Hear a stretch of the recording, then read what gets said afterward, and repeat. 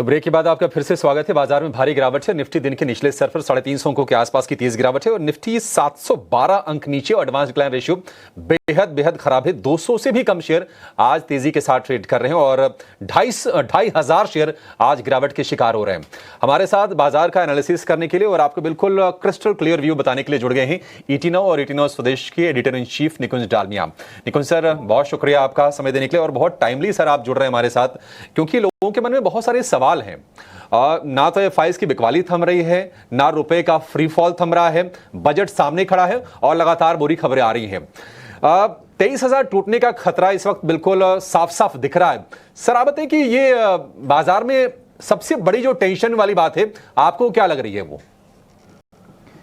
देखिए, इस मार्केट में हमने पहली बार ऐसा करेक्शन नहीं देखा है अभिषेक। इस बुल मार्केट के अंदर अगर हम पिछले 4 साल की बात करें, अप्रैल 2024 के बाद जहाँ पर मार्केट बॉटम आउट हुआ था, अप्रैल 2020 के बाद जहाँ पर मार्केट बॉटम आउट था, ये चौथी बार है कि हमने देखा है कि टॉप में से मार्केट 10% से ज़्यादा गिरे हैं। तो ये जो करेक्शन है हर बुल मार्केट में आता है, कारण हमेशा अलग होते हैं।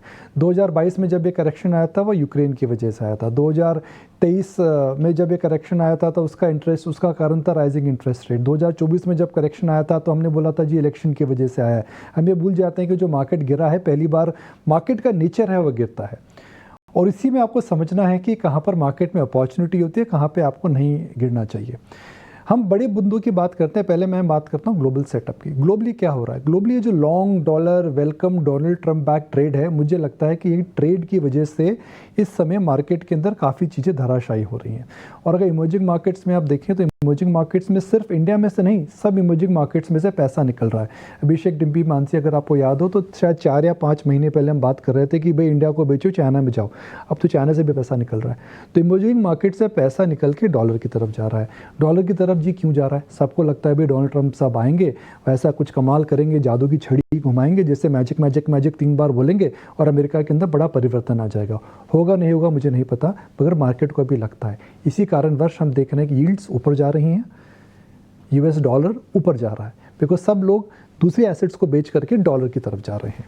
तो वह एक ट्रेड है और जब ट्रेड कोई ग्लोबल लेवल पे चेंज होती है वो कितने दिन तक एक्सटेंड होती है, वो 110 होती है, 12 होती है, 13 होती है, 14 होती है, 15 होती है, बोलना बहुत मुश्किल है। मगर मैं इतना बताना चाहूँगा कि रुपी ऑल टाइम लो पर है, डॉलर इंडेक्स ऑल टाइम लो पर नहीं है, उसके बावजूद रुपी गिर चुका है। तो यह एक बड़ा प्रश्न चिन्ह है कि भाई रुपी तो ऑल टाइम लो पर आ चुका है, डॉलर इंडेक्स ऑल टाइम लो पर नहीं है। दूसरी बात करते हैं कहाँ पर पेन है इस समय। तो अभिषेक, आप जब निफ्टी की गिरावट की बात करते हैं तो वहाँ पर तो भैया कुछ हुआ ही नहीं है। आप निकालिए लिस्ट PSUs की, वहाँ पर 40% फॉल तो अब रूटीन सा लग रहा है। कोची रिफाइनरी, कोची शिपयार्ड जैसी कंपनियाँ 50% गिर चुकी हैं। मगर 50% गिरने के बाद भी पिछले 2 या 3 साल के अंदर ये लगभग 3 या 4 गुना ऊपर हैं। तो कॉन्टेक्स्ट में आपको देखना पड़ता है। मगर जो फॉल है वो तो वाजिब है। अब क्या करना चाहिए? मुझे लगता है कि इस समय हम जिससे वर्ड कहते हैं ना, उत्साह या मोमेंटम या पार्टिसिपेशन या डिज़ायर टू बाय, वह मिसिंग है। सबको बड़ी मार पड़ी है, सबके पैसे लगे हैं। जब नुकसान होता है तो आपका मनोबल हिल जाता है और उसी नुकसान में आपको पैनिक हो जाता है। तो मुझे लग रहा है mid and small cap stocks के अंदर इस समय पैनिक हो रहा है। तो एफआई की सेलिंग से वह नहीं गिर रहे हैं, वो डीआई की बाइंग से भी नहीं रुक रहे हैं, मगर वो इंडिविजुअल लेवल पे जिन लोगों ने शेयर लेवरेज में लिए हैं, मार्जिन फंडिंग पे लिए हैं, जिन्होंने शेयर ये सोच करके लिए थे कि आज लो कल बेचो, लेते रहो लेते रहो लेते रहो लेते रहो शेयर, वह सारी की सारी ट्रेड इस समय अनवाइंड हो रही हैं। तो इस मार्केट में इस समय कुछ पैनिक है, कुछ एक्सेस निकल रहा है, कुछ हकीकत हमें याद दिला रही है कि मार्केट में वॉलिटिलिटी होती है और कुछ हमें समझना चाहिए मार्केट का नेचर है। एक लाइन और मैं बोलूँगा जो मुझे लगता है कि इस साल का मेरे हिसाब से एक भ्रम वाक्य, तो देखिए बहुत बड़ा शब्द है, मगर मुझे लगता है कि इस साल का फ्रेमवर्क हो सकता है और मैं गलत भी जा सकता हूँ, पर मुझे जो लगता है मैं बता सकता हूँ। We are coming out of a low volatility and a high return regime to a high volatility low regime. अर्थात पिछले 3 साल से हमने वॉलिटिलिटी नहीं देखी थी, डिम्पी जी समझाए थे, हमने नहीं देखी थी। इस साल हम वॉलिटिलिटी देखेंगे। पिछले 3 साल से हमने हाई रिटर्न्स देखे थे, मगर मुझे लगता है आने वाले समय में रिटर्न्स लो रहेंगे और वॉलिटिलिटी ज़्यादा रहेगी। So we are coming out of a low volatility high regime to a high volatility and low return regime. ये हमें मानना पड़ेगा, ये हकीकत है। जितनी जल्दी मानेंगे उतना अच्छा होगा। एब्सोल्युटली। गुड आफ्टरनून निकुंज सर। मनोबल टूट रहा है लोगों का, ये बात आपने कही, लेकिन इस वक्त ऐसा क्या कुछ हो मार्केट में सर कि उम्मीद की किरण फिर से जगे, क्योंकि फ्री फॉल इन रुपी जारी है, एफआईएस की सेलिंग थम नहीं रही है, क्या कोई ट्रिगर पॉइंट या आने वाले कितने समय तक आपको ये डाउनफॉल जो है नजर आता है, और हमारे माध्यम से आपको सुन रहे व्यूवर्स को इस वक्त एडवाइस का पीस क्या देंगे? देखिए, जब मार्केट में वॉलेटिलिटी होती है, पहली बार नहीं हुई है, इससे भी ज़्यादा होती है, इससे ज़्यादा फॉल होता है, हम क्या कहते हैं, जो आप शेयर इन्वेस्ट जिसमें कर रहे हैं उसको जानिए क्यों निवेश करा है, क्या है एक लिफ्ट इन टिप है, आपके दोस्त ने व्हाट्सएप करा, आपको लिफ्ट में किसी ने बताया, आपने शेयर ले लिया, उस प्रकार के शेयर अगर आपने लिए तो मत रखिए। दूसरा, रिटर्न मत रखिए। हाँ। भाई आपको किसी ने कुछ खुसफुस करके बोल दिया जी मानसी जी शेयर अच्छा लगता है ले लीजिए, तो आपको जब जानकारी नहीं है तो आप कैसे ले सकते हैं? आप एक मोबाइल फ़ोन खरीदने से पहले जानकारी लेते हैं ना, कहाँ पे सस्ता है कहाँ पे अच्छा, तो शेयर बाजार तो आपकी मेहनत की कमाई है। तो know what you own. Second, time frame को बढ़ा दें। 2 या 3 साल का टाइम फ्रेम अगर हो तो ये फॉल आज जो हम बड़ा लग रहा है ये हम बात भी नहीं करेंगे इसकी। जैसे आज हम यूक्रेन की बात नहीं करते हैं, आज हम कोविड के सेल ऑफ की बात नहीं करते हैं, आज हम 2024 में जो बजट के दिन हुआ तो हम बात नहीं करते हैं। तो ये फॉल इन कॉन्टेक्स्ट 6 महीने बाद आपको याद भी नहीं रहेगा। तीसरा, रिटर्न एक्सपेक्टेशंस कम रखें। अगर आप लगता है जी भाई आज लेकर के कल बेचेंगे और कल लेकर के 1 महीने बाद 50% कमाएंगे, तो उस प्रकार की सट्टेबाजी में ना जाएं। इस फॉल से बचने का वही तरीका है कि पूंजी लगाएं जिसमें मार्जिन ना हो, पूंजी लगाएं जिसमें आप 15-20% की डाउनसाइड देख सकते हैं, शेयर खरीदे जो समझते हैं और जहाँ पे रिटर्न एक्सपेक्टेशंस रीजनेबल हो। अगर आपके पास वह एक, हम कहते हैं ना कि एक हिंदी में जब मैं एग्ज़ाम देता था तो एक हम कहते हैं ना कुंजी, पता नहीं आपने पढ़ी नहीं पढ़ी, कुंजी होती थी एक प्रकार का शॉर्टकट, एक प्रकार का फ्रेमवर्क होता था जी भाई आपने साल भर पढ़ाई नहीं करी तो आप कुंजी पढ़ लीजिए, क्रैश कोर्स। हाँ क्रैश कोर्स। तो ये मार्केट का क्रैश कोर्स है। क्यों डिम्पी जी?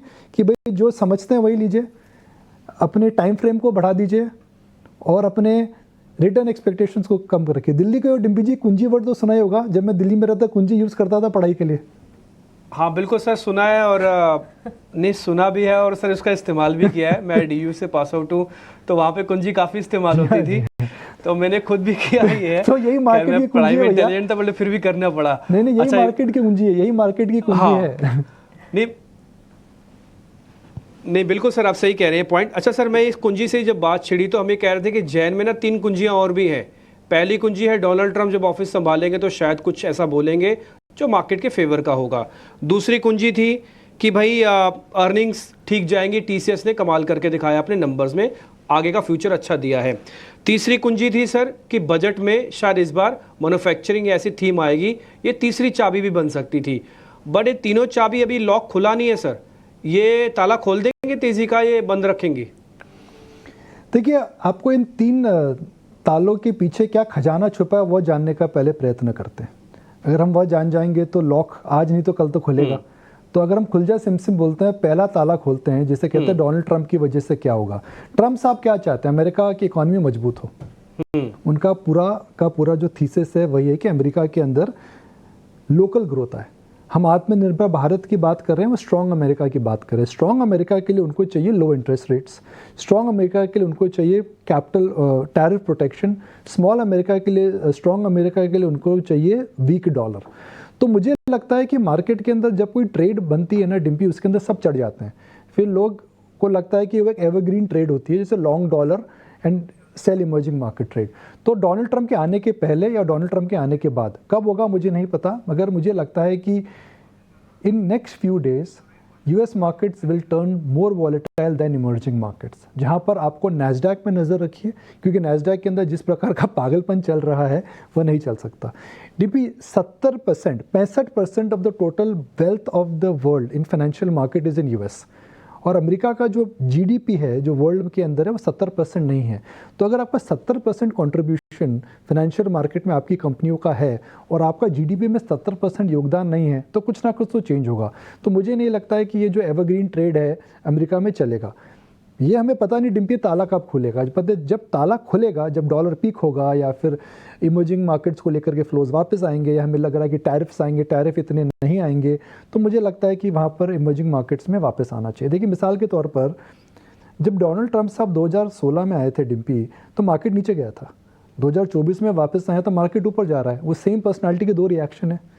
लास्ट टाइम उनके इनॉग्रेशन में लोग नहीं आए थे, इस बार उनके इनॉग्रेशन में चाइनीज़ प्रीमियर आ रहे हैं। तो अगर चाइनीज़ प्रीमियर उनके इनॉग्रेशन में आ रहे हैं तो जाहिर सी बात है कि चाइना में टैरिफ कम ही आएंगे। आप किसी को बुला कर थोड़ी टैरिफ लगाओगे भैया। तो एक पहली कुंजी। दूसरा खजाना, आपने बात करा मैन्युफैक्चरिंग की, आपने बात करी है अर्निंग्स की। मुझे लगता है कि अर्निंग्स का स्लो डाउन अब एक हकीकत हो गई है। आज से 6 महीने पहले कोई मानता नहीं था कि इंडिया में भी स्लो डाउन हो सकता है। हमें लगता था 7.5% जीडीपी तो चलता ही रहेगा भैया। अब लग रहा है कि भाई जीडीपी है, ऊपर नीचे होती है, इकॉनमी है, ऊपर नीचे जाती है। तो मुझे लग रहा है कि कुछ स्टॉक्स के अंदर कई तरह का स्लो डाउन इस समय फैक्टर इन हो रहा है। खास करके फाइनेंशियल्स के अंदर मुझे लग रहा है फैक्टर इन हो रहा है। खास करके ऑटोज़ में मुझे लग रहा है आंकड़े नहीं आए। आज अनीश साहब आए थे वहाँ, तो मुझे 80 नाउ इंग्लिश में आए थे, तो उन्होंने कहीं भी मुझे मंदी की बात नहीं करी। तो मुझे नहीं लगता है कि यूनिवर्सल अर्निंग्स ग्रोथ है और यूनिवर्सल डिसअपॉइंटमेंट है। आपको सिलेक्टिव होना पड़ेगा। और तीसरा मैन्युफैक्चरिंग को लेकर के, तो डिम्पी manufacturing is not a easy subject to understand. हम और कभी चैट इस पे कर लेंगे, मगर मेरा यह मानना है कि इंडिया को अगर ऊपर बढ़ना है तो मैन्युफैक्चरिंग पे अच्छा खासा फोकस रहेगा। उस मैन्युफैक्चरिंग के अंदर आपको उनमें ज़्यादा फोकस करना पड़ेगा कि जहाँ पे एक्सपोर्ट के बेनिफिट्स हो, जहाँ पे डोमेस्टिक के बेनिफिट्स ना हो, उन पे बेनिफिट करिए। जहाँ पे सरकार की वजह से आपको अभी तक जो ग्रोथ मिली थी वह नहीं मिले, कॉर्पोरेट सेक्टर की वजह से ग्रोथ मिले। एक ये काफ़ी कॉम्प्लिकेटेड टॉपिक है डिम्पी, मगर मुझे ये एक बात तो पक्की है कि इस समय मार्केट धराशायी हो गया है, एक्सपेक्टेशंस कम है। जिस प्रकार से मार्केट गिर रहा है, थोड़ा और गिरा तो फिर मार्केट लाइट हो जाएगा। हमने बीएसई के चेयरमैन सीईओ साहब से बात करी थी, मानसी, शायद लास्ट फ्राइडे। उन्होंने बोला कि ट्रेडिंग वॉल्यूम के अंदर 40% गिरावट है। तो मार्केट में जो सट्टेबाजी चल रही थी, मार्केट के अंदर जो एक प्रकार का पासिंग द पार्सल का गेम चल रहा था, मुझे लगता है कि वहाँ पे भी अब ग्राउंड रियलिटी सिंक इन कर रही है। Another 5% on the Nifty, another 10-15% in small and mid cap stocks, ये मार्केट अट्रैक्टिव हो जाएगा। निफ्टी नेक्स्ट ईयर, अभिषेक डिम्पी इस पे भी ध्यान रखिएगा, निफ्टी के मैं एस्टिमेट्स देख रहा था, 1240 का कंसेंसस एस्टिमेट है FY25 का। यानी पहली बार इस बुल मार्केट में निफ्टी 3 साल के बाद 20 के पी के मल्टीपल के नीचे आ गया है, जो कि इतनी बुरी बात नहीं है। निकुंज सर, अभी 12:30 बजे में थॉमस कुक का मैनेजमेंट था, उसमें पूछ रहा था कि क्या टूर ट्रैवल में, लग्जरी ट्रैवल में कोई स्लो डाउन है। उन्होंने कहा नहीं, कोई स्लो डाउन नहीं है। तो ये जो कंजम्पशन में जो स्लो डाउन वाली चीज़ है ना, इसको थोड़ा सा आप बता भी रहे हैं कि आप भी एसेस कर रहे हैं उसको। एक और स्पेस है जिस पर आप बड़ी पारखी नजर रखते हैं, वो है न्यू एज कंपनीज का। फिनटेक हो गया, फिर कंज्यूमर टेक हो गया।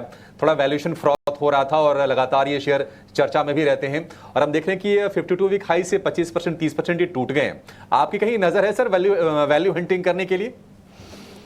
तो सबसे पहले बात करते हैं कंजम्पशन की। तो देखिए, कंजम्पशन के कई भाग होते हैं अभिषेक। एक होता है एस्पिरेशनल कंजम्पशन, एक होता है नेसेसरी कंजम्पशन। नेसेसरी कंजम्पशन में क्या होता है जी, सोप, शैम्पू, जो नेसेसरी कंजम्पशन है, जो ग्रो करता है, मगर जिसके अंदर पेनिट्रेशन लेवल्स इस समय इतने ज़्यादा हैं कि भाई आप जो प्रीमियमाइजेशन का जो ट्रेंड होता था वह मुझे लगता है वह नहीं हो रहा है जो होना चाहिए था। सेकंड होता है एस्पिरेशनल कंजम्पशन। मुझे लगता है कि एक एस्पिरेशनल कंजम्पशन के अंदर काफ़ी बड़ा चेंज आया है। आप पहले साल की एक छुट्टी, पता नहीं, मैं तो उस एरा से आता हूँ डिम्पी, अभिषेक, मानसी तो नहीं आती हैं, जब हम साल की एक छुट्टी करते थे जिसे कहते थे गर्मियों की छुट्टी, अपने ननिहाल जाते थे। अब हम सब साल की 3 या 4 छुट्टियाँ करते हैं, क्योंकि हमारे एस्पिरेशंस अलग हो गए। क्योंकि हमारे एस्पिरेशंस अलग हो गए तो अब हम एक छोटी चीज़ को अब एक एस्पिरेशनल एंगल से देखते हैं। लॉन्ग वीकेंड्स पर हम ट्रैवल करते हैं, हम फादर डे, वैलेंटाइन डे, ऐसे डेज बनाने लगे हैं। हम अब लग्जरी ट्रैवल देखना चाहते हैं, हम दुनिया को देखना चाहते हैं। रोड कनेक्टिविटी इस समय ऊपर आ चुकी है, तो स्लो डाउन मुझे नहीं लगता है कि आ रहा है ज़्यादा एस्पिरेशनल कंजम्पशन में। दूसरी बात जो एक बहुत इंपॉर्टेंट बात है, मैं फाइनेंस मिनिस्टर का कमेंट शायद लास्ट वीक पढ़ रहा था। उन्होंने लिखा है कि, उन्होंने बोला है कहीं पे कि for the first time in 30 years India का जो कंजम्पशन बास्केट है, जिसमें 50% फूड होता था, वह 47% फूड है।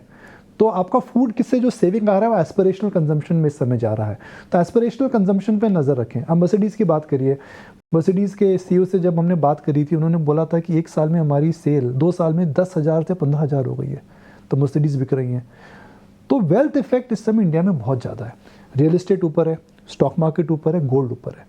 तो जो वेल्थ इफेक्ट की वजह से हो सकता है साबुन और तेल की बिक्री ना हो, पर आपके एस्पिरेशनल कंजम्पशन कंजम्पशन जो है, जैसे मैंने आपको बताया, हम पहले गर्मी की छुट्टी में ननिहाल जाते थे, अब हम साल की 4 छुट्टियों पे जाते हैं, लॉन्ग वीकेंड आता है, शॉर्ट वीकेंड आता है, समर ब्रेक, विंटर ब्रेक, तो पैटर्न हमारे कंजम्पशंस के बदल रहे हैं। एब्सोल्युटली, ये ऑब्जर्वेशन बैंग ऑन है because Mercedes, Audi and BMW, पहले ये गाड़ियां नहीं दिखती थी और आज लिटरली ऑन रोड्स ये गाड़ियों का जो है आप देख रहे हैं कि लगातार बढ़ रही हैं। So literally when you are saying कि कंजम्पशन स्टोरी भले ही हम देख रहे हैं रूरल एंड अर्बन टच है वहाँ पर, वो कनेक्ट हो रहा है और इसी के चलते शायद FMCG इतना ना बढ़ रहा हो, लेकिन एस्पिरेशन जो है लोगों के वो तो लगातार बढ़ ही रहे हैं। शुक्रिया निकुंज सर ये टेक देने के लिए और इस भारी गिरावट में बाजार को किस तरह से नेविगेट करना है हमें बताने के लिए। बाजार में गिरावट तो है, धराशायी हुए हैं बाजार, लेकिन साथ ही लगातार एक्सपर्ट्स और साथ ही निकुंज सर के टेक्स जो आप सुन रहे हैं इस पर जरूर ध्यान दें, रैशनली इस वक्त मार्केट में बिहेव करें और साथ ही मैच्योर डिसीजंस लें। यही राय लगातार हमारे एक्सपर्ट्स की तरफ से आती